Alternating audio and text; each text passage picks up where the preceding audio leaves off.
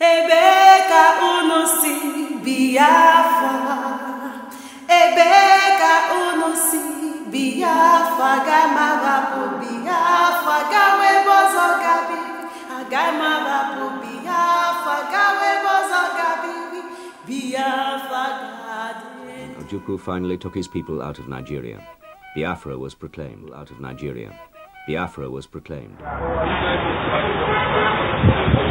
All hail Biafra, all hail Biafra. One on a China Kaino. Na China Kaino Payana, Etago.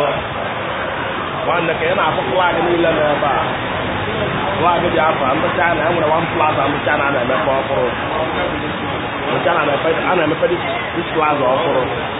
All the whole country, they don't know what flag and how that place. And the Biafra flag on Obadia. Etago. Biafra flag and the Nigeria flag out of their back. So all people who have died are buried. All Biafra got on that. Biafra for life.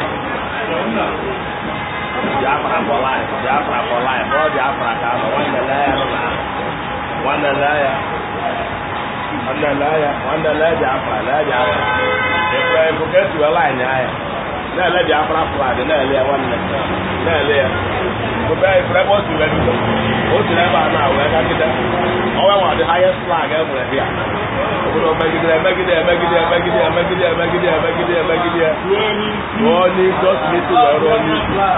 One day, what about Nigeria flag? I'm not here. We have to go all part now here. One day, where we have to go. All hail Biafra, all hail Biafra. Biafra for life. Biafra for life. God will bless Nnamdi Kanu. God will bless Uchemefor. God will bless all the whole RTOB Western world. Above all, God will bless them. God will bless Biafra people. God will bless Biafra.